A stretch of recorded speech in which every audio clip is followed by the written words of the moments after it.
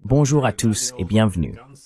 Aujourd'hui, nous recevons le Dr Daniel Ganser, universitaire et auteur à succès, pour discuter de la politique étrangère des États-Unis et de l'OTAN en tant qu'instrument de cette politique. Merci beaucoup d'être avec nous. C'est un grand privilège de vous avoir comme invité. Merci Glenn de m'avoir invité. Ce qui est intéressant cependant à propos de l'OTAN et de ses opérations secrètes, et en particulier de l'opération Gladio, c'est que l'information est disponible publiquement, mais que ce n'est pas un sujet très populaire à aborder. Et c'est l'une de ces choses, je suppose, dont il serait plus confortable de simplement l'enterrer dans l'histoire.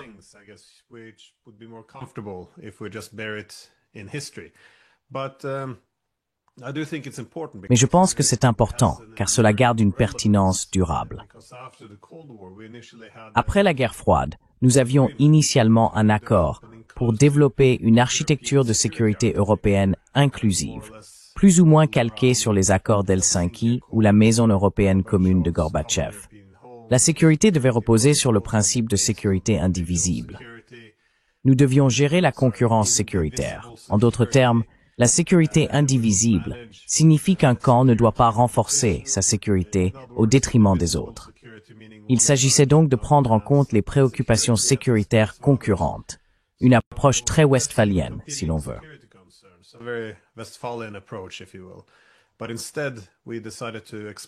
Mais au lieu de cela, nous avons décidé d'élargir l'OTAN. L'argument avancé est qu'il s'agit d'une institution de sécurité interdémocratique, ce qui la rendrait plus bénigne. On met en avant le rôle de la démocratie libérale dans la sécurité internationale en affirmant que tout le monde en bénéficiera. Donc, l'argument était que cela ne concerne pas seulement les hégémonies ou un retour à la politique des blocs de la guerre froide.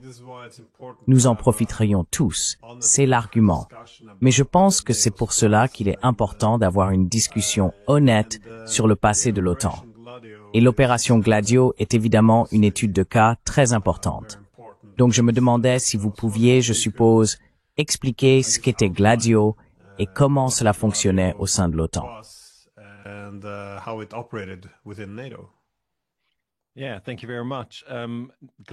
Oui, merci beaucoup. Gladio est le mot pour une épée, une courte épée romaine. Donc certaines personnes connaissent peut-être les gladiateurs. Et il y a même un film, Gladiator. Vous savez, dans la Rome antique, il y a environ 2000 ans, ils se battaient en utilisant ces courtes épées à double tranchant. Donc le terme opération Gladio a en fait été utilisé en Italie pour décrire une armée secrète de l'ombre qui opérait pendant la guerre froide.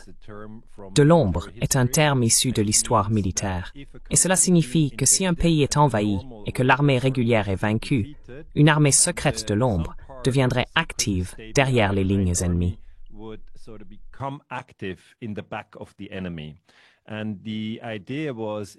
L'idée était que pendant la guerre froide, qui a duré approximativement de 1945 à 1990, ces armées secrètes de l'ombre ont été mises en place par la CIA et le MI6, les services secrets américains et britanniques.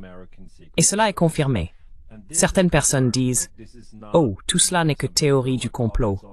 Mais non, cela a été confirmé par le commandant suprême des forces alliées en Europe, le SACEUR, qui est toujours un général américain. En Italie, cela a été découvert en 1990 par le premier ministre italien Giulio Andreotti. Il a déclaré « Nous avons cette armée secrète ici en Italie. Elle a été mise en place par la CIA. Elle a été mise en place par le MI6. Et elle était coordonnée par l'OTAN. L'OTAN avait deux structures secrètes, appelées le Comité clandestin allié et le Comité de planification clandestin. Dans ces comités, des représentants de tous les États membres de l'OTAN se réunissaient pour discuter de la question des armées secrètes de l'ombre.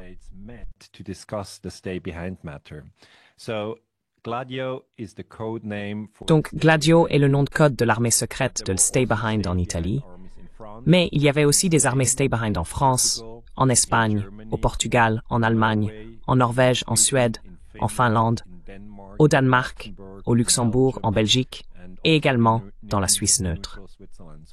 Donc dans tous les pays d'Europe occidentale, évidemment à l'époque, comme vous le savez, mais juste pour rappeler à vos auditeurs, l'Europe était divisée. Il y avait les pays de l'OTAN et de l'autre côté, le pacte de Varsovie.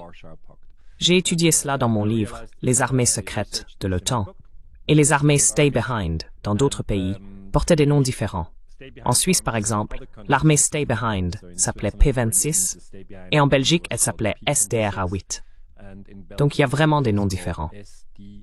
Mais l'opération Gladio était le nom en Italie et elle a été découverte en 1990.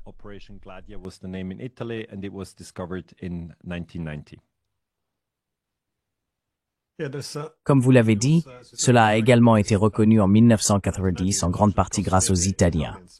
Mais le Parlement européen, ou son prédécesseur en 1990, a exigé que la CIA et l'OTAN mettent fin au terrorisme en Europe occidentale.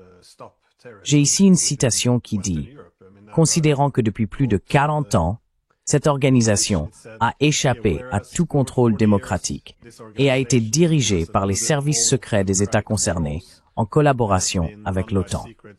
Considérant que, dans certains États membres, les services secrets militaires ou leurs branches de contrôle ont été impliqués dans des affaires graves de terrorisme et de criminalité, comme l'ont démontré diverses enquêtes judiciaires. C'est tout à fait extraordinaire. Et encore une fois, nous sommes passés du devoir de faire le ménage dans ce passé à l'organisation de toute la sécurité européenne autour de cela. C'est vraiment extraordinaire. Mais des responsables de l'OTAN ou des dirigeants d'État ont-ils jamais été tenus pour responsables de ces crimes commis au fil des décennies?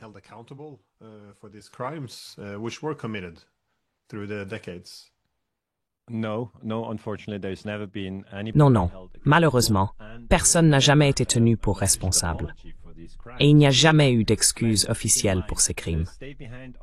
Parce que, Glenn, il faut garder à l'esprit que les armées Stay Behind ont été mises en place par la CIA et le MI6, en collaboration avec les services secrets locaux. Donc, en Turquie, il y avait le service secret local, le MIT, qui travaillait avec eux. En Italie, c'était le SIFAR, le Servizio Informazioni Forze Armate. En Allemagne, il y avait le BND, le Bundesnachrichtendienst. Ainsi, dans chaque pays, le service secret respectif était impliqué.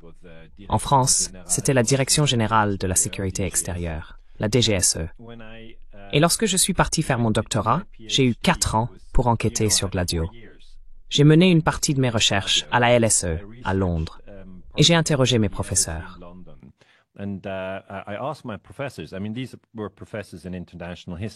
Je veux dire, il s'agissait de professeurs en histoire internationale, pas de simples professeurs. La LSE est considérée comme une très bonne université. Et vous savez, ils n'avaient qu'une connaissance très superficielle. C'était en 1999, donc 9 ans après la découverte des réseaux. Certaines données étaient publiquement disponibles, et les données accessibles confirmaient très clairement que ces armées secrètes existaient. Donc, la première chose que j'ai faite a été de rassembler les données pour chaque pays. Par exemple, en Belgique, le ministre de la Défense de l'époque était en Italie et a parlé au Premier ministre italien, Giulio Andreotti. Et il a dit, « C'est effrayant tout ça. Pourquoi avez-vous une armée secrète dans votre pays ?»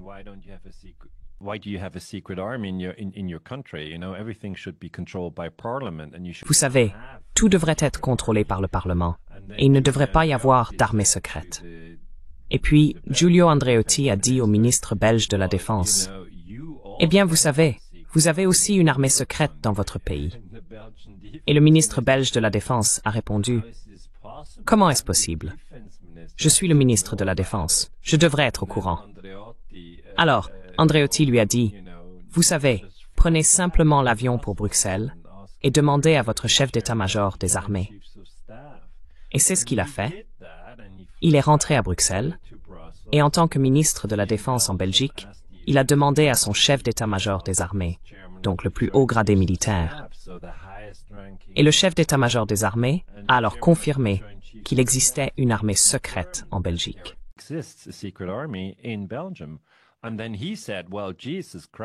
Et puis il a dit, « Eh bien bon sang, je suis le ministre de la Défense.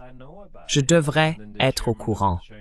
Pourquoi est-ce que je ne le sais pas? » Et alors le président des chefs d'état-major interarmés a répondu, « Eh bien vous savez, vous n'êtes qu'un politicien.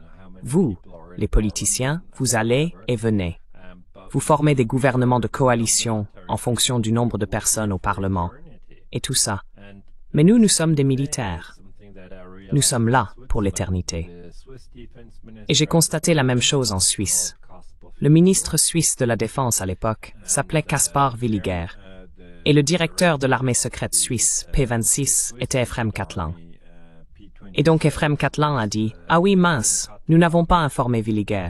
Nous ne l'avons tout simplement pas fait, vous savez. Il n'était pas en poste depuis si longtemps. »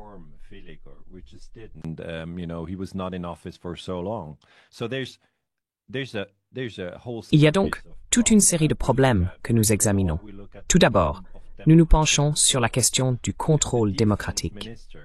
Si le ministre de la Défense n'est pas au courant, ou que, dans certains pays, il l'est, et dans d'autres non, comme je sais qu'en Belgique et en Suisse, le ministre de la Défense n'était pas informé, alors cela va à l'encontre de tous les principes démocratiques.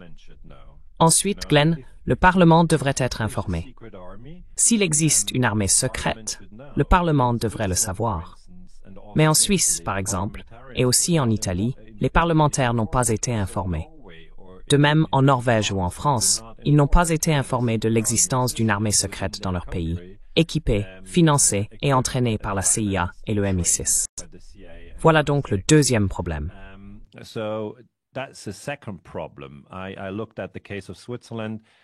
J'ai examiné le cas de la Suisse, la façon dont ils ont organisé le financement, car évidemment, c'est toujours le Parlement qui doit décider du financement.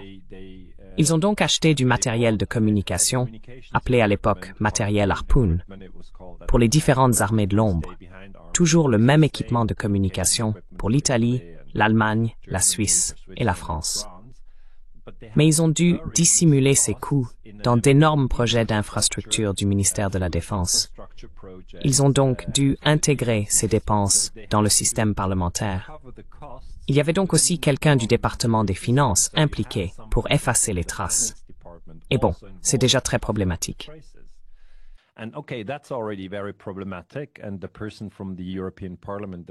Et la personne du Parlement européen que vous venez de citer a eu raison de dire que nous ne pouvons pas avoir de sécurité en Europe si nous ne connaissons même pas l'existence de ces armées secrètes. Car cela nous amène à la troisième étape, la plus critique et la plus délicate.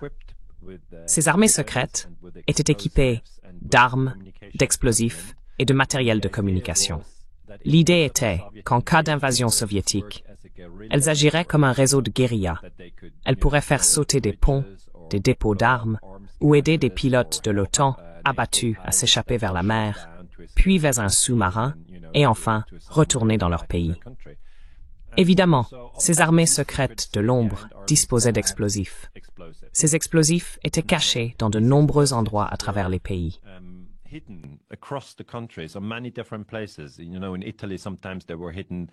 En Italie, parfois, elles étaient cachées dans des cimetières. Ou en Suisse, elles étaient dissimulées dans les Alpes, dans les montagnes, dans des caches. En Norvège, elles étaient cachées à différents endroits, et en Belgique aussi. Donc, ces caches d'armes, les gens ont commencé à les chercher, et elles ont été trouvées. Les preuves étaient là, elles ont été découvertes. Et le discours de l'OTAN était « Oh, nous ne commentons pas les opérations secrètes ». C'était la position officielle de l'OTAN. Mais à huis clos, les ambassadeurs de l'OTAN se réunissaient. L'ambassadeur italien auprès de l'OTAN, qui s'appelle l'ambassadeur Fulci, a déclaré que dans certains cas, ces armes de l'OTAN, les caches Gladio avec des explosifs, avaient été utilisées pour mener des attentats terroristes en Italie. Et tu sais, Glenn, c'est à ce moment-là qu'on passe à un tout autre niveau.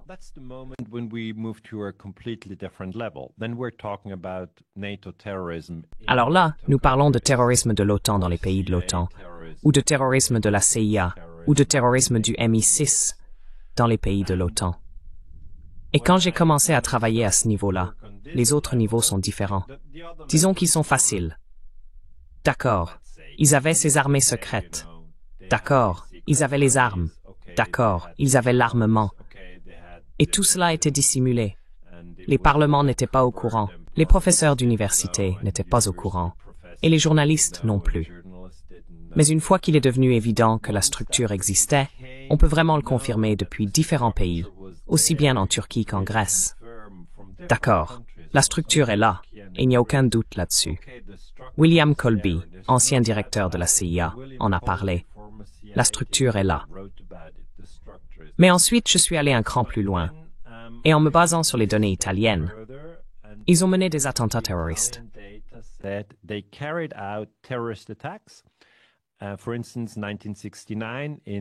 Par exemple, en 1969, à Milan, en Italie, c'est une grande ville du nord de l'Italie, on a attribué ces attentats terroristes à la gauche politique, au Parti communiste italien, afin d'affaiblir ce dernier lors des élections, car on ne voulait pas qu'il devienne très influent.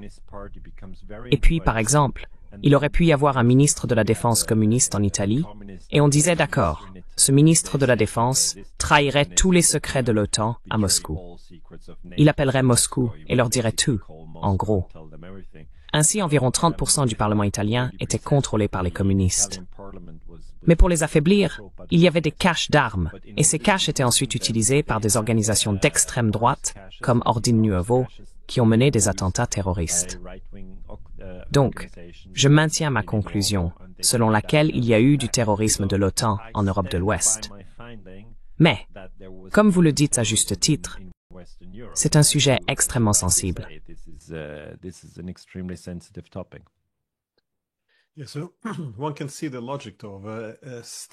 On peut comprendre la logique qui consiste à établir des armées secrètes, à mettre des armes de côté au cas où il y aurait une invasion militaire, afin de pouvoir se défendre. Mais j'imagine que la conséquence prévisible, c'est que si vous disposez d'armées secrètes, lourdement armées, qui peuvent opérer dans l'ombre, il y aura de nombreuses occasions d'en abuser. Et comme vous le dites, on peut alors commencer à cibler son opposition politique. On peut organiser des attentats terroristes et en accuser l'autre camp. Et cela pose évidemment de gros problèmes. Donc, j'ai deux questions. Quels types de crimes ont été commis autrement? Quelles étaient leurs missions? Et là encore, il ne s'agit pas de combattre les soviétiques après une invasion. Il s'agit de trouver d'autres usages à cette armée secrète. Et la seconde question, c'est quel impact cela a-t-il sur la démocratie? Et le fait que les personnes au plus haut niveau n'en soient pas conscientes avant de commencer à enquêter.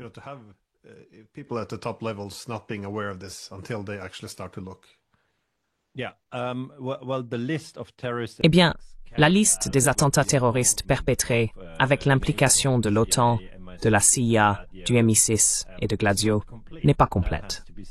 Il faut le dire. La liste des attentats terroristes n'est pas complète. Donc je suggère toujours, si quelqu'un est intéressé, de commencer par l'Italie.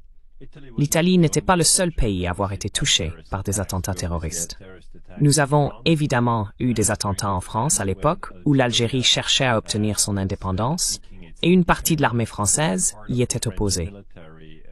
Ainsi, les problèmes au sein du mouvement français venaient du fait qu'une partie de l'armée était en réalité contre l'indépendance de l'Algérie. Donc vous savez, il y a eu des attentats là-bas et il semble que des membres des réseaux Stay Behind aient été impliqués.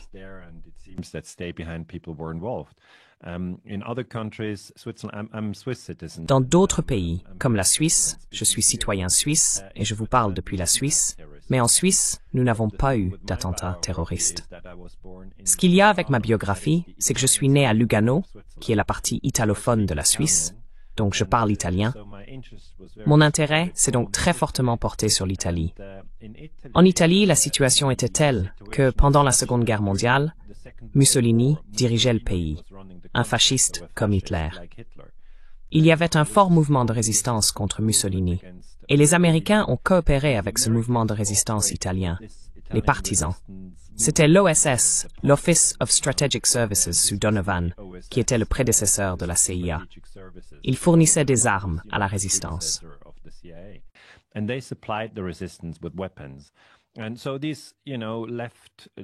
Ainsi, ces groupes de gauche étaient soutenus pendant la Seconde Guerre mondiale.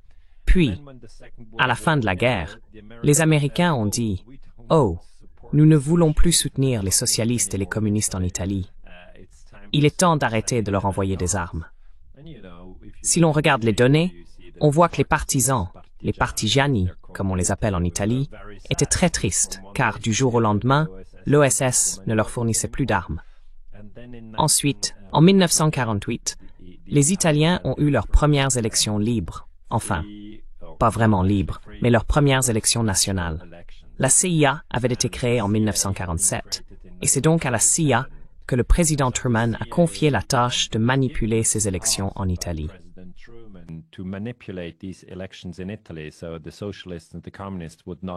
Ainsi, les socialistes et les communistes n'allaient pas gagner ces élections parce qu'ils bénéficiaient, vous savez, d'un large soutien populaire, puisqu'ils s'étaient opposés à Mussolini. En 1948, Mussolini était évidemment mort, et la gauche espérait une grande victoire. Mais les Américains voulaient intégrer l'Italie à l'OTAN en 1949. Donc la CIA, la première mission de la CIA, n'a pas été, vous savez, de renverser Mossadegh en Iran ou Arbenz au Guatemala, mais en fait de manipuler les élections italiennes de 1948. Et ils l'ont fait par une campagne de diffamation. Tous les politiciens de gauche ont été attaqués comme étant de mauvaises personnes. Ensuite, ils ont créé la Democrazia Cristiana Italiana, qui était un nouveau parti.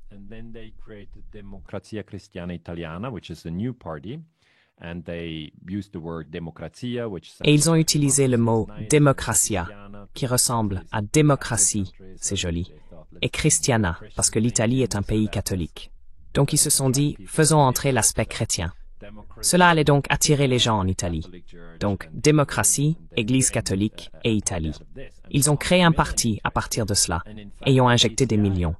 Et en fait, la DC, j'ai donc gagné les élections italiennes. Et le problème, c'est qu'il y avait des élections tous les 4 ans. Puis, en 1969, par exemple, il y a eu ces attentats terroristes à Milan.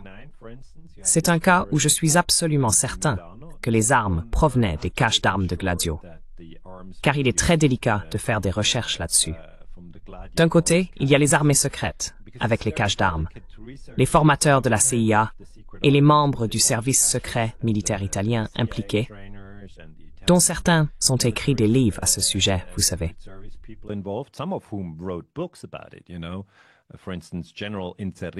Par exemple, le général Inzerilli a écrit un livre et a dit « Oui, j'étais un commandant de Gladio ». Mais ils disent toujours « Non, nous n'avons pas commis les attentats terroristes, vous savez ». De même, la CIA a dit « Oui, nous avions les armées secrètes ».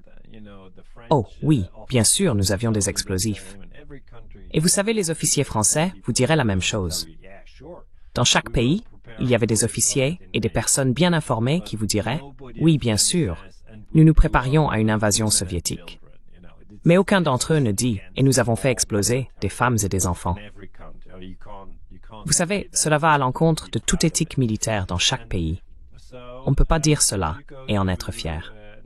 Et donc, si vous allez en 1969 à Milan, là vous pouvez en fait démontrer qu'Ordine Nuovo, qui est un groupe paramilitaire d'extrême droite en Italie, a reçu les armes d'une cache d'armes de Gladio.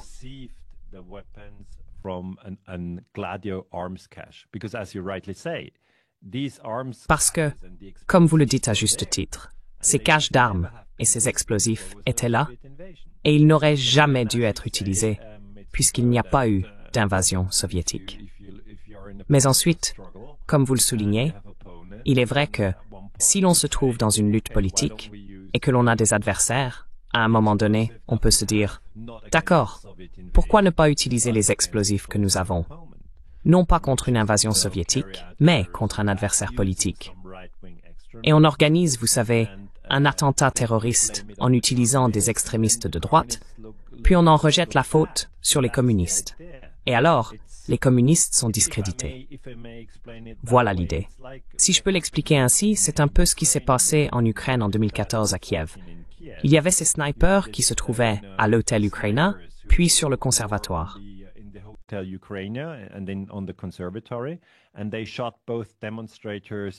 Et ils ont tiré à la fois sur des manifestants et sur des policiers de l'unité Berkut.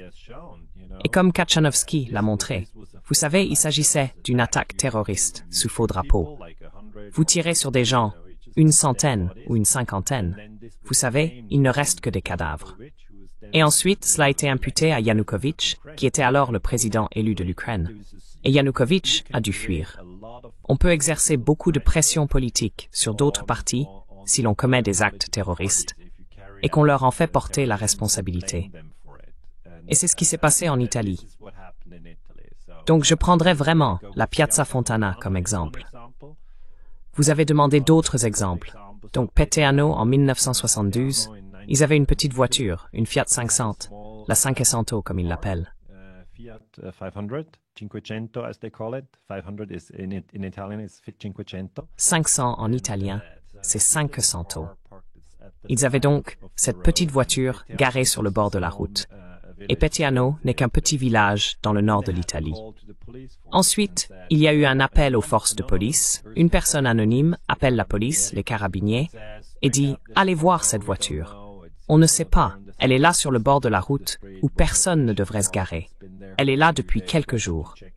Pourquoi ne pas aller vérifier ?» Alors la police s'y rend et ouvre le capot de la voiture, ce qui déclenche la bombe, et 3 policiers sont tués. Donc, c'est une attaque contre l'État si vous tuez des policiers.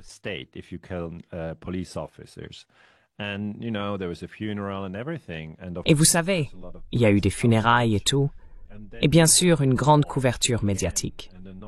Et puis il y a eu un appel, encore une fois un appel anonyme, et il disait « C'est nous qui avons fait ça.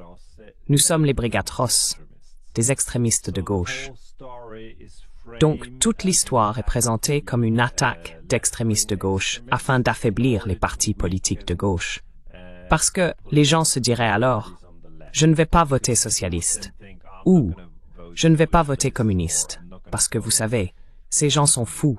Ils commettent des attentats terroristes, peut-être pas eux-mêmes, mais des gens proches d'eux.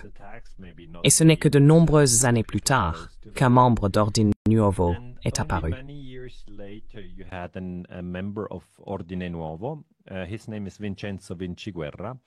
Il s'appelle Vincenzo Vinciguerra.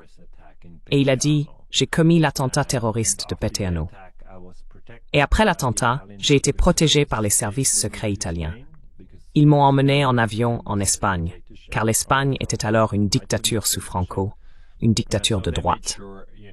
Ils se sont assurés que je sois en sécurité, et ils voulaient que tout le terrorisme semble provenir de la gauche politique. Il y a même eu l'assassinat d'Aldo Moro, qui était le président du Conseil italien, et qui avait déclaré vouloir faire entrer les communistes au gouvernement. C'est vraiment une voie sombre. C'est une voie sombre que l'on emprunte si l'on s'intéresse à l'opération Gladio.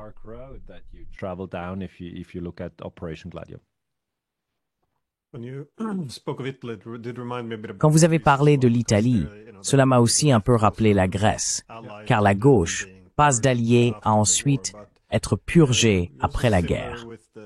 Mais c'est également similaire avec les Ukrainiens.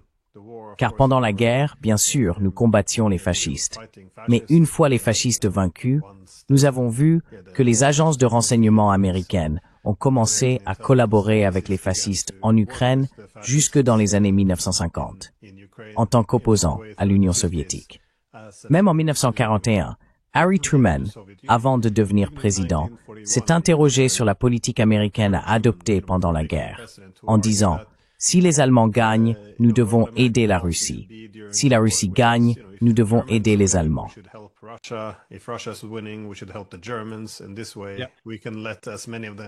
De cette manière, nous pouvons les laisser s'entretuer autant que possible.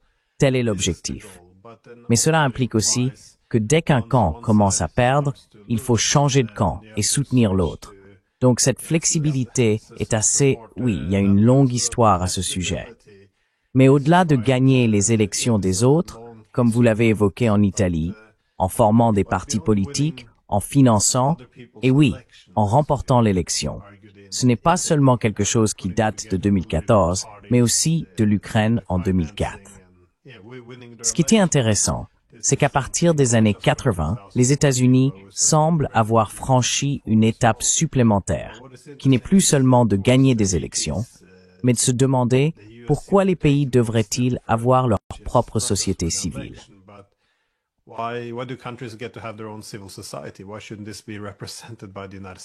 Pourquoi cela ne devrait-il pas être représenté par les États-Unis?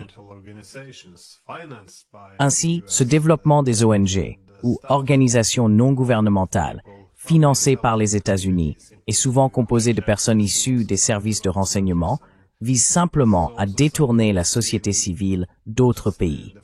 Je veux dire, ce n'est pas seulement quelque chose que l'on a vu dans les anciens pays du bloc de l'Est pendant la guerre froide, mais aussi par la suite, en Géorgie en 2003, en Ukraine en 2004, puis à nouveau en Ukraine en 2014.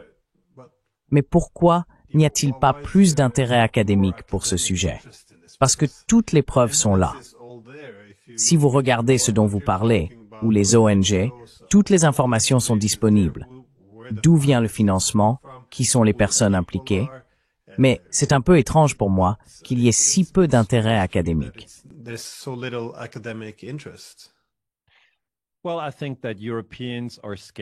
Eh bien, je pense que les Européens ont peur de dire qu'il y a du terrorisme de la CIA en Europe.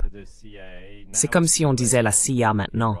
Avec les États-Unis qui bombardent l'Iran, certaines personnes disent que la CIA et le MI6 ont renversé le gouvernement iranien, le gouvernement de Mossadegh, en 1963, ce qui était clairement une violation du droit international. C'était une violation de la Charte des Nations Unies, car évidemment, la Charte des Nations Unies stipule que tous les États membres des Nations Unies doivent éviter le recours à la force et la menace de la force dans les relations internationales. Donc vous savez, il est en fait interdit de renverser un gouvernement dans un autre pays. Et je pense que les Européens en sont conscients.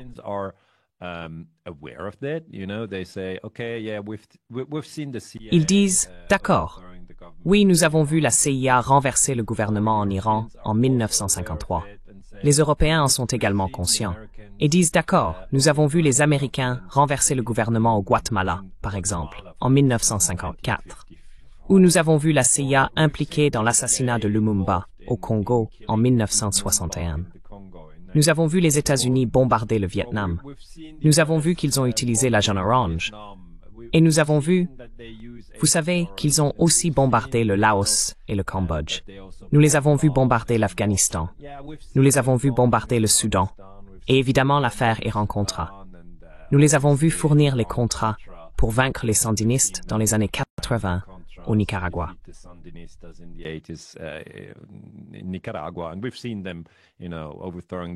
Et nous les avons vus, vous savez, renverser le gouvernement de Salvador Allende au Chili en 1973. Donc vous savez, c'est pas que les Européens soient naïfs sur la question de l'impérialisme américain, mais ils ont cette idée très étrange qu'ils ne feraient jamais cela à l'Europe, vous voyez. Parce que c'est comme si nous voyions les tactiques, nous voyions la brutalité de la chose. Mais nous sommes sûrs qu'ils ne nous le feraient pas. Et Glenn, si je peux prendre un exemple. Lorsque Seymour Hersh a déclaré que l'attaque terroriste contre le gazoduc Nord Stream était un acte de terrorisme d'État américain contre l'Allemagne, c'était en 2022, on pourrait s'attendre à ce que de nombreux journaux allemands ou de nombreux professeurs d'université allemands s'emparent de l'affaire et disent « Oui, c'est du terrorisme d'un pays de l'OTAN contre un autre pays de l'OTAN. »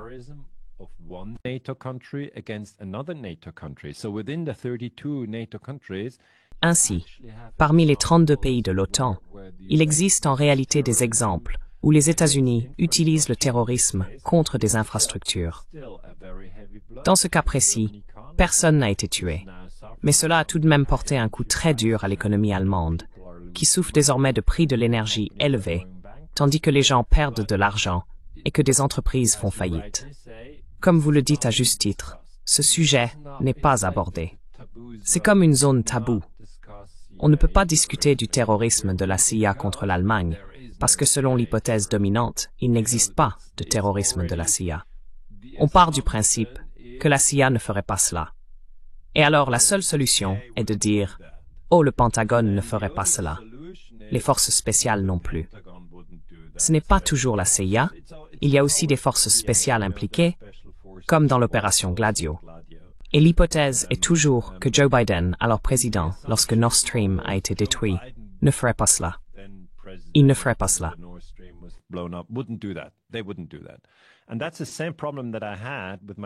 Et c'est exactement le même problème que j'ai rencontré dans mes recherches. En 1969, Nixon était président des États-Unis. Et vous savez, il bombardait le Vietnam, il bombardait le Laos, il bombardait le Cambodge. Donc tout le monde voyait que Nixon tuait des milliers de personnes. Mais en Italie, on pensait, non, il ne tuerait pas des gens en Italie, n'est-ce pas? Il ne ferait pas ça. Et il a fallu quelques années avant que Gianadelio Maletti ne se manifeste. Il avait le grade de général, donc c'était un officier militaire de haut rang. Il travaillait au sein du service de renseignement de la défense italienne. Le service de renseignement de la défense doit en fait surveiller si d'autres pays infiltrent l'Italie et s'ils y mènent des attentats terroristes. Je veux dire, c'est le rôle de la défense. Ils doivent découvrir si d'autres pays sèment le chaos dans votre pays.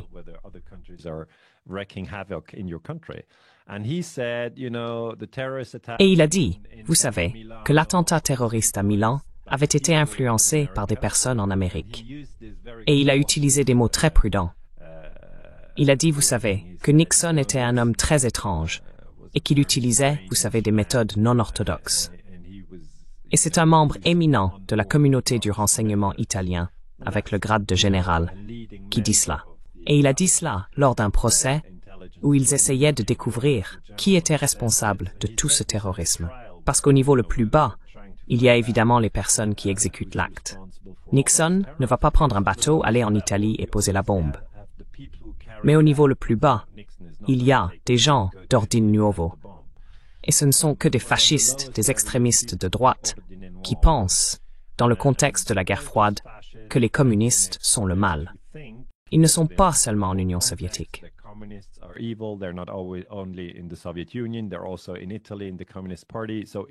Ils sont aussi en Italie, dans le Parti communiste.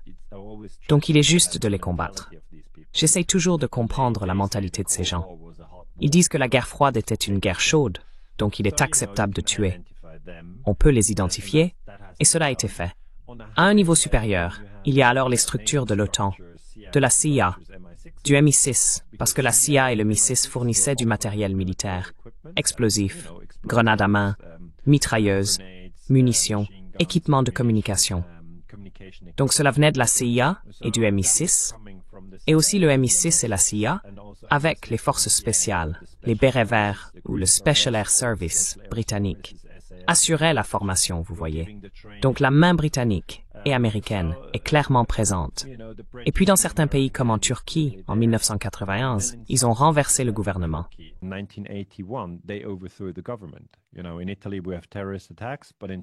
Vous savez, en Italie, nous avons des attentats terroristes, mais en Turquie, ils ont renversé le gouvernement et des forces Stay Behind étaient impliquées.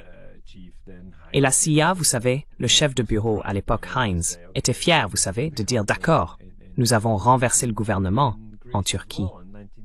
Et en Grèce aussi, en 1967, lorsque le gouvernement a été renversé, les armées Stay Behind étaient impliquées. Donc, si vous regardez l'ensemble du réseau Stay Behind, j'ai présenté mes conclusions en 2001. En septembre 2001, juste 2 semaines avant les attentats terroristes du 11 septembre, j'ai dit que le terrorisme peut être utilisé pour manipuler le climat politique. Et depuis, vous savez, il y a eu ici et là des gens qui s'y sont intéressés et qui disaient « Eh bien, c'est fou, tout ça ».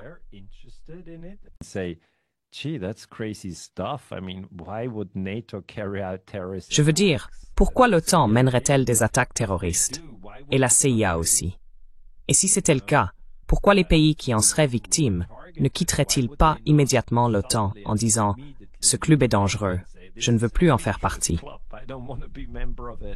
Et pourquoi n'y a-t-il même pas de débat? Ensuite, je dis que c'est très similaire à l'Ukraine.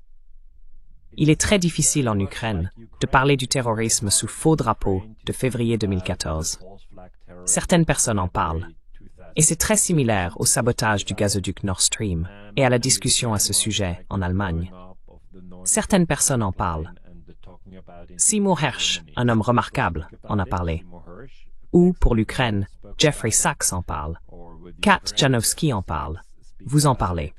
Donc vous savez, certaines personnes en parlent, mais il s'agit vraiment d'une toute petite communauté de chercheurs qui s'intéressent au terrorisme sous faux drapeau.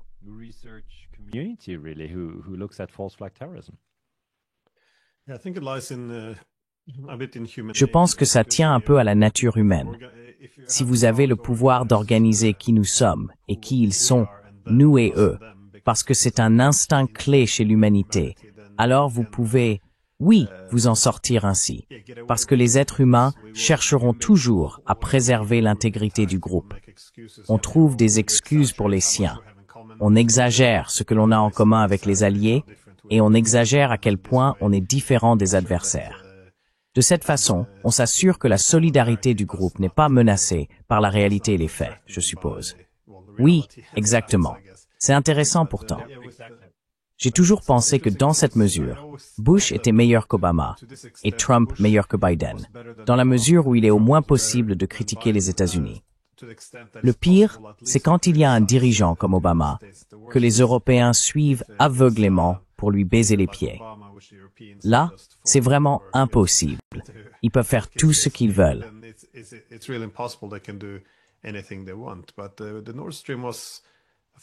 Mais le sabotage de Nord Stream a été un événement fascinant, car même maintenant qu'il est apparu que, eh bien, ce n'était finalement pas les Russes.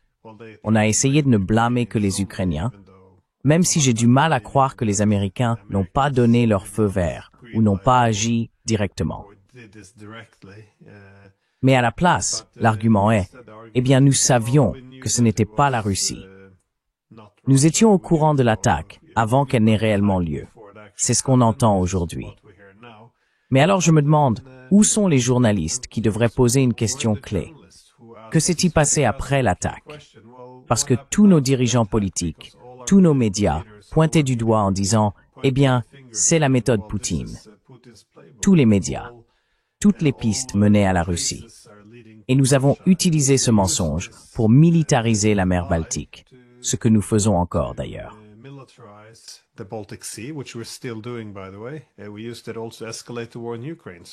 Nous l'avons également utilisé pour intensifier la guerre en Ukraine.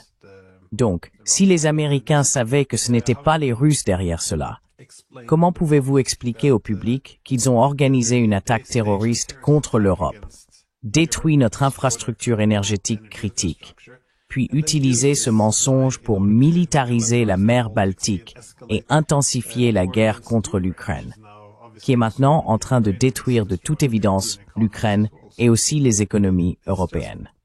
Donc, c'est juste, si vous voulez le justifier, d'accord, allez-y et justifiez-le. Mais aucun intérêt, aucun journaliste ne pense que cela mérite d'être traité comme une information.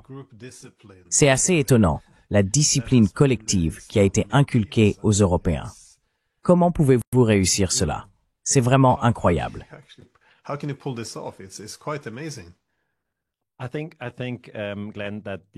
Je pense, Glenn, que les Européens prennent maintenant conscience que chaque guerre se déroule dans les airs, en mer, sur terre, et qu'il existe une quatrième dimension, très importante, la guerre de l'information. Et ce que tu viens de décrire pour moi, c'est que certaines personnes réalisent qu'elles ont été la cible d'une guerre de l'information. Pour chaque débutant, je dis toujours de commencer par Nord Stream. C'est le plus simple. Personne n'a été tué. Donc ce n'est pas aussi émotionnel. Mais cela reste un lourd préjudice. Car des gens perdent leur emploi, des gens perdent de l'argent. C'est important. On ne peut pas dire que c'est pas grave. C'est vraiment important. Mais commencez par Nord Stream. Et maintenant, on voit qu'il a été détruit.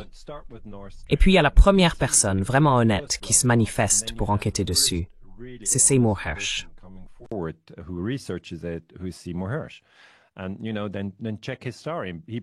Et vous savez, ensuite, vérifier son histoire. Il dit essentiellement que c'est l'administration américaine qui l'a fait. Et Seymour Hersh, à mon avis, est une personne très crédible. Il a aussi dit, vous savez, que Trump allait bombarder l'Iran. Il l'a dit un jour ou deux, avant que Trump ne le fasse réellement.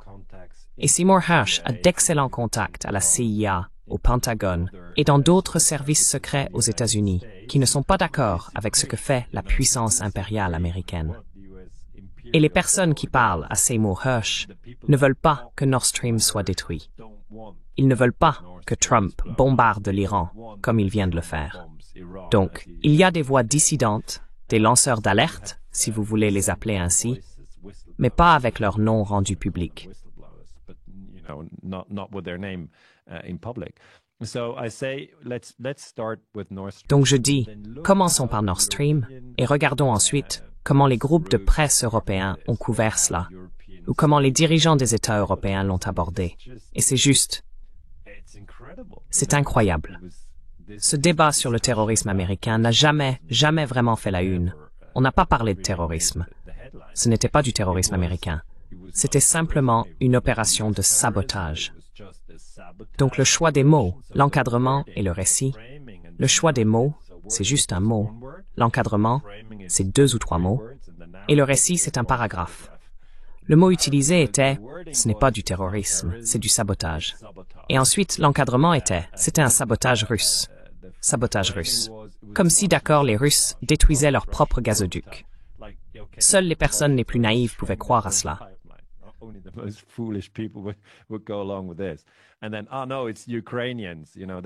Et puis, oh non, ce sont les Ukrainiens. C'était le récit.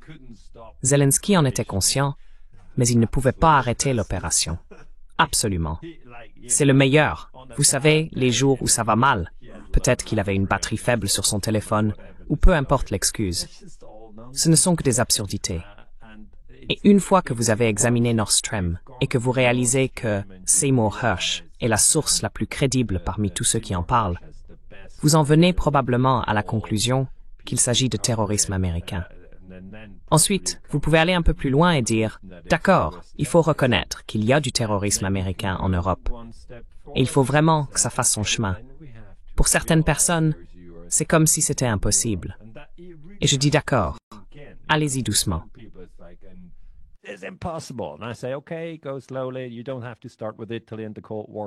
Vous n'êtes pas obligé de commencer avec l'Italie pendant la guerre froide. Prenez Nord Stream. Et puis, la deuxième étape, juste pour donner peut-être un conseil à quelqu'un qui voudrait s'initier à la guerre secrète. La deuxième étape, vraiment je pense, c'est l'Ukraine en 2014. Je dis que l'invasion russe du 24 février 2022 était illégale. C'était une violation de la Charte des Nations Unies. Mais avant cela, en février 2014, il y a eu un coup d'État. Je sais qu'il y a un débat sur qui a mené ce coup d'État, mais c'était à 100% un coup d'État. J'ai des amis, je ne sais pas comment se passe le débat en Norvège, mais ici en Suisse, certains amis viennent me voir et me disent « Hey Daniel, je comprends que le gouvernement a été renversé, mais c'était juste le peuple dans la rue. Tu sais, ils criaient et demandaient au gouvernement de partir. »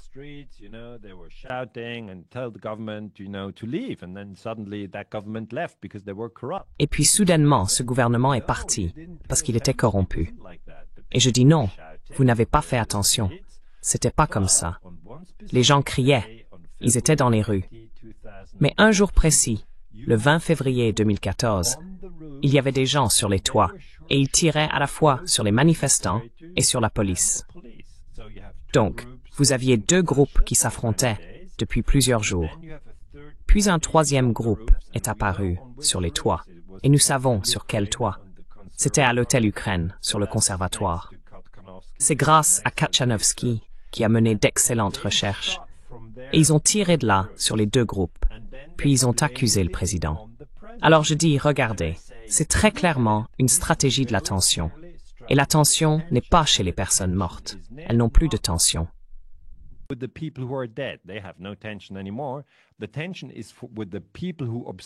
La tension vient des personnes qui observent cela. Et vous créez une tension comme la peur et la haine. C'est une tension émotionnelle.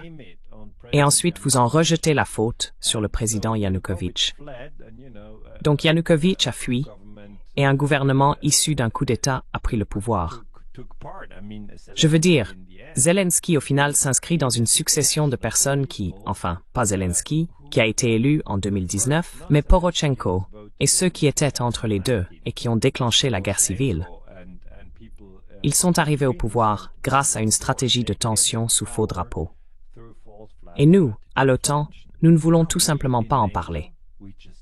Nous ne voulons pas parler de Nord Stream. Nous ne voulons pas parler du coup d'État de 2014. Et maintenant, nous arrivons à Gladio. C'est encore plus ancien, car cela remonte à la guerre froide. Et pour la plupart des gens, l'Italie, c'est juste l'endroit où l'on va passer ses vacances d'été et où l'on achète une glace à ses enfants.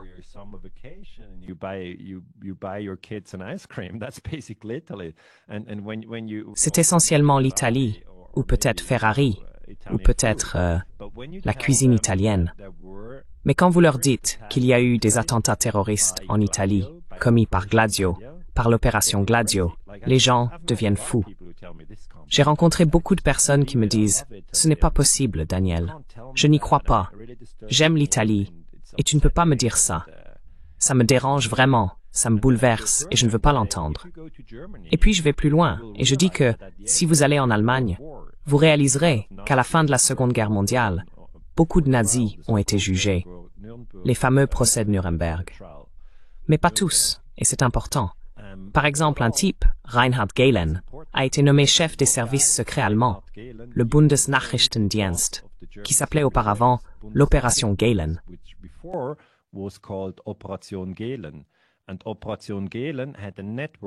Et l'opération Gehlen disposait de réseaux d'extrémistes de droite. Et ces extrémistes de droite, nazis jusqu'en 1945, étaient farouchement anticommunistes. Ils détestaient les soviétiques. Alors la CIA s'est dit, ce sont les bons.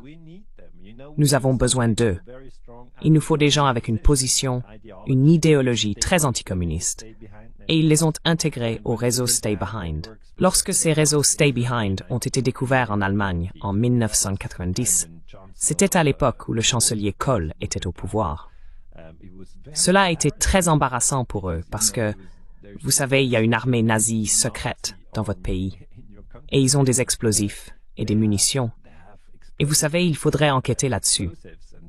Et tout le monde a réagi en disant « Oh, n'en parlons pas ».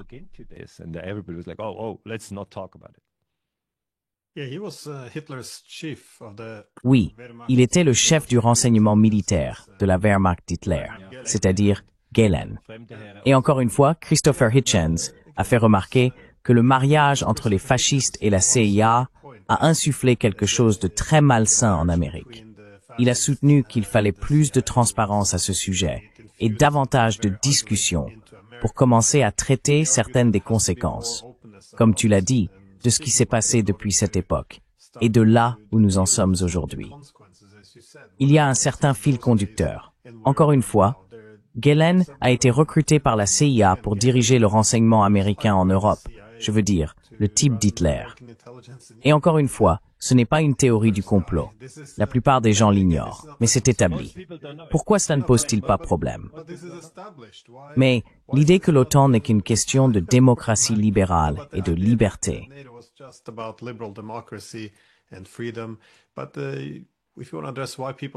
Mais si vous voulez comprendre pourquoi les gens ne veulent pas s'occuper de cela, je pense à Walter Lippmann. Il a écrit un jour que si l'on s'attaque au cœur des convictions ou croyances fondamentales des gens, la façon dont ils organisent leur vision du monde, par exemple, nous sommes des démocraties libérales, nous sommes les gentils, la liberté. Nos adversaires, eux, sont toujours les méchants. Ils n'aiment pas la liberté. Ils sont contre la démocratie. Ce sont des impérialistes. Eh bien, si vous voyez le monde à travers ce prisme, il soutenait que toute information contredisant cette vision fondamentale du monde serait rejetée spontanément par les gens. Il n'est pas toujours nécessaire qu'un grand appareil d'État intervienne pour la censurer. Les gens, par instinct naturel, de préserver leurs hypothèses fondamentales sur le monde et leur loyauté envers leur groupe, choisiront simplement de détourner le regard et d'ignorer l'information. Donc c'est assez problématique.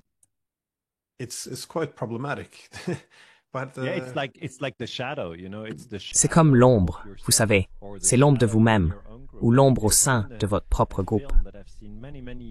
Je pense qu'il y a même un film que j'ai vu il y a très très longtemps. Il s'appelle Festen, et je crois qu'il a été produit dans les pays scandinaves. Je ne sais pas si vous connaissez ce film, mais il s'agit essentiellement d'un homme qui parle des abus qui ont eu lieu au sein de la famille, et il veut apporter un peu de vérité dans toute cette histoire. Mais ils le rejettent, ils ne veulent pas l'entendre. Et ce que vous dites est juste. Nous parlons ici de psychologie. Comment se fait-il que dans notre propre groupe, les services secrets commettent des actes de terrorisme? Et en Europe, c'est Gladio. Terrorism. And in Europe, it's Gladio. And in the US, for instance, Et aux États-Unis, par exemple, c'est l'assassinat de Kennedy en 1963. Dans mon autre livre sur les États-Unis, j'ai écrit que je suis totalement convaincu que l'histoire avec Lee Harvey Oswald est complètement bidon. Ce n'est pas vrai. Vous savez, c'est encore ce que l'on lit sur Wikipédia, que Lee Harvey Oswald a tué John F. Kennedy en 1963 à Dallas et que c'était juste un type isolé, un peu fou. Voilà. C'est le niveau de Wikipédia auquel on a droit. Mais ceux qui creusent un peu plus voient cela comme un coup d'État aux États-Unis, orchestré par la CIA. La CIA avait des gens qui ont tué Kennedy. Mais maintenant, les gens qui nous écoutent, qui écoutent cette conversation, pourraient se dire « Non, non, ce type va un peu trop loin. »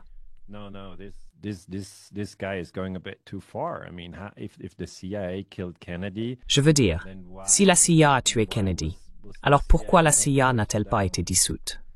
Je veux dire, comment est-ce possible? Et puis, on parle de l'État profond et des opérations d'action clandestine. Et je pense qu'aujourd'hui, on est dans un processus où les gens réalisent que les opérations clandestines existent, mais elles existent depuis de nombreuses années. Je veux dire, lorsque la CIA a été créée en 1947, il y a toujours eu un département qui faisait de l'analyse. Ray McGovern, par exemple, est un type excellent, n'est-ce pas? C'est un ancien officier de la CIA et ils font de l'analyse. Donc ils ressemblent beaucoup à des professeurs d'université. Ils parlent plusieurs langues, ils voyagent à travers le monde, ils lisent beaucoup et s'intéressent à de nombreux sujets.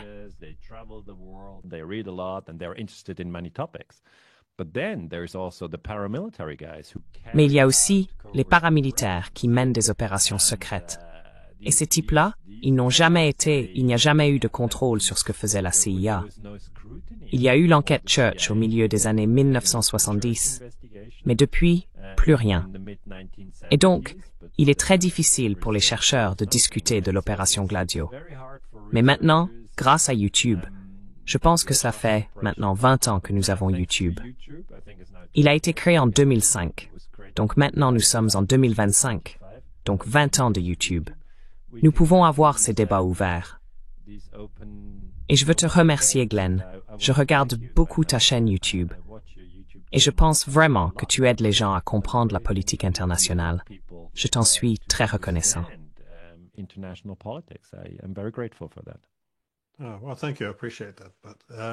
Eh bien, merci. J'apprécie cela.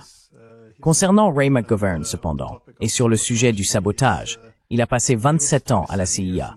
Il a présidé l'estimation nationale du renseignement. Il présentait les briefings quotidiens de renseignement au président Reagan. C'était un acteur central, vous savez. Il met également en garde aujourd'hui, selon l'histoire passée, que nous devrions être très inquiets de la possibilité d'attaques sous faux drapeaux contre des navires américains ou quelque chose de ce genre. Ce n'est donc pas comme si cela relevait des recoins obscurs d'Internet. C'est une pratique établie au fil du temps. Ce qui me paraît étrange, c'est que cela soit presque écarté, comme s'il s'agissait d'une théorie du complot.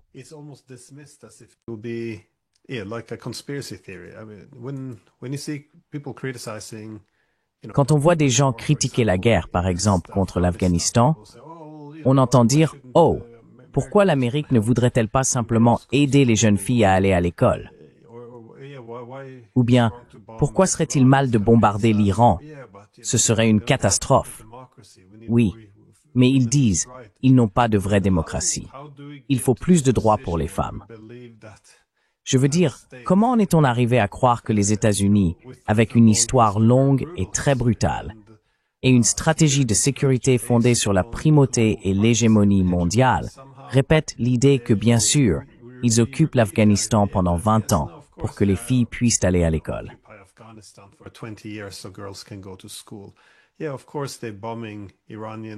Oui, bien sûr, ils bombardent les réacteurs iraniens et poussent pour un changement de régime parce qu'ils n'aiment pas que les femmes n'aient pas plus de droits qu'elles devraient en avoir. C'est stupéfiant pour moi que ce soit le récit que tout le monde adopte. C'est pareil avec l'Ukraine. On peut dire aux gens, eh bien, quand nous avons renversé le gouvernement là-bas, seulement 20% voulaient l'OTAN. Alors, Pourquoi continuons-nous à dire que nous nous battons pour qu'ils puissent choisir des politiques étrangères fortes? Il n'y a rien là-dedans. Je reçois toujours le même retour. Pourquoi dis-tu cela? Ça a l'air controversé parce que... Ou alors, ils disent, eh bien, c'est un argument pro-Kremlin, parce que c'est ce que diraient les Russes. Je me fiche complètement de ce que les Russes pourraient dire.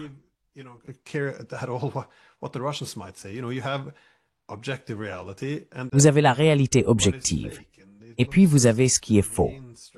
Et il semble que la principale stratégie aujourd'hui consiste simplement à défendre le récit contre tous les faits gênants, même si ces récits finissent par nous nuire à nous-mêmes. Je veux dire, qu'est-ce qu'on fait? En Ukraine, cette guerre était inutile. Nous ne gagnons pas. Nous détruisons les Ukrainiens, nous détruisons les économies européennes, et en même temps, l'Amérique prévoit de partir. Je veux dire, il n'y a aucun avantage stratégique, aucun avantage humanitaire, mais nous restons enfermés dans ces récits qui ne peuvent pas être contestés, à moins d'accepter d'être salis comme un agent de Poutine. C'est juste, oui, c'est très dangereux qu'il n'y ait aucun débat autour de ces récits insensés.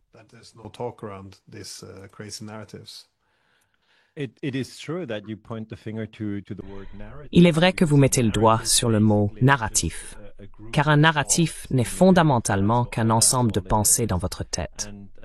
C'est tout ce que c'est. Et ce que j'ai compris en enquêtant sur l'opération Gladio, c'est que cela a beaucoup à voir avec le contrôle du narratif. L'histoire de la rédaction du livre, c'est que j'avais déjà travaillé sur la crise des missiles de Cuba. Et j'ai trouvé cela vraiment fascinant.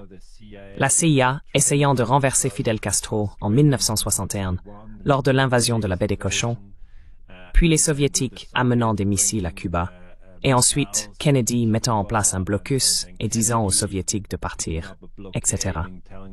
J'ai donc lu des livres de Noam Chomsky et Bill Blum, deux auteurs américains, et j'ai trouvé ces ouvrages très intéressants.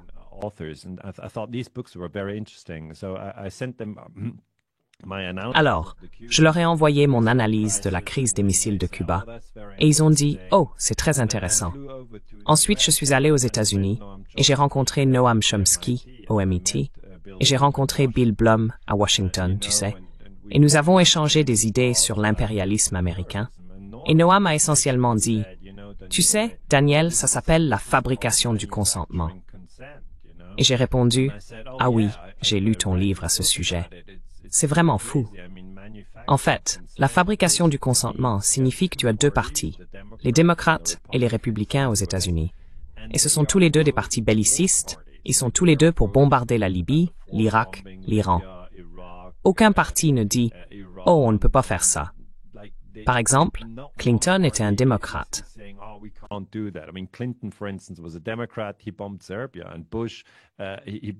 Il a bombardé la Serbie, et Bush a bombardé l'Afghanistan et envahi l'Irak. Il était républicain. Donc, que l'on prenne un parti ou l'autre, tout cela consiste à fabriquer le consentement. Je pense que ce système a fonctionné pendant de très nombreuses années. Fabriquer le consentement. Mais aujourd'hui, je pense que le contrôle du récit devient de plus en plus problématique ou difficile. Aussi, grâce à des chaînes YouTube comme la vôtre, ou de grandes chaînes YouTube comme celle de Tucker Carlson, où ils brisent tout simplement le récit des chaînes de télévision traditionnelles comme CNN et Fox News. Ils brisent le récit. Parce que l'invasion russe de l'Ukraine le 24 février 2022 dans le monde germanophone est toujours qualifiée de guerre d'agression illégale et non provoquée.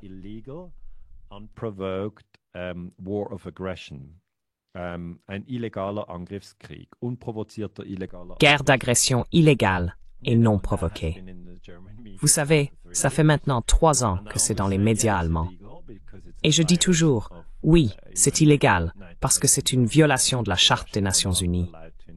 Les Russes n'ont pas le droit d'envahir l'Ukraine. L'Ukraine n'a pas le droit d'envahir la Russie. Mais ce n'est pas non provoqué, car il y a eu le coup d'État en 2014, où en 2008, Bush a invité l'Ukraine à devenir membre de l'OTAN. Et avant cela, l'élargissement de l'OTAN, comme vous l'avez expliqué à de nombreuses reprises, et aussi dans vos travaux. Mais maintenant, vendredi 13 juin 2025, nous avons vu Israël bombarder l'Iran. Là, il s'agit clairement d'une guerre d'agression illégale et non provoquée.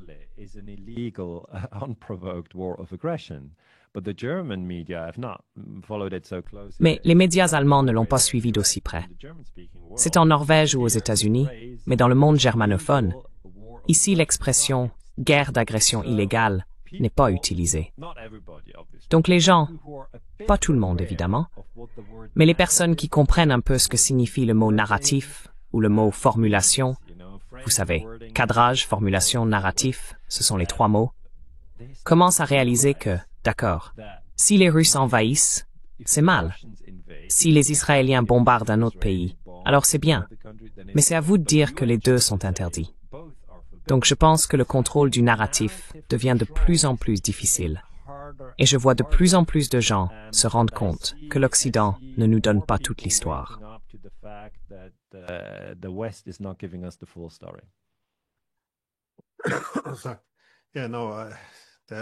Oui, après l'attaque contre l'Iran, les principaux arguments avancés étaient, enfin de la part des dirigeants politiques, j'ai vu la même chose avec von der Leyen et Kaja Kallas. Ils disaient, eh bien, l'Iran ne peut pas avoir l'arme nucléaire, comme si c'était ainsi qu'on présentait le conflit. Ou encore, Israël a le droit de se défendre. Je veux dire, c'est très étrange. On ne peut pas revendiquer le droit de se défendre quand on lance une attaque surprise. Et puis, on ne peut pas justifier une guerre en disant qu'ils ne doivent pas avoir l'arme nucléaire, alors que nos propres services de renseignement affirment qu'ils n'essayent pas d'en obtenir une.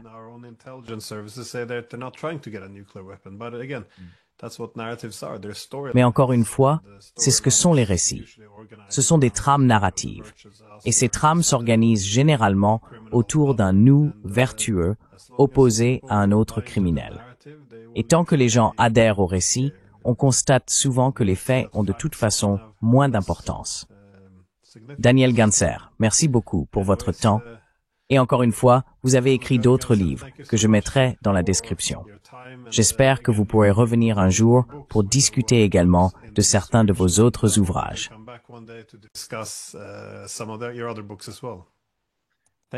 Merci beaucoup Glenn pour l'invitation et meilleurs vœux de la Suisse à la Norvège. To Norway.